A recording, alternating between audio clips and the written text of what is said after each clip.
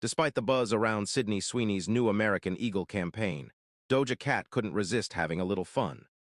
On Tuesday, July 29, the rapper took to TikTok to parody the ad, not with words, but with exaggerated expressions, dramatic poses, and a comically thick country accent lip sync.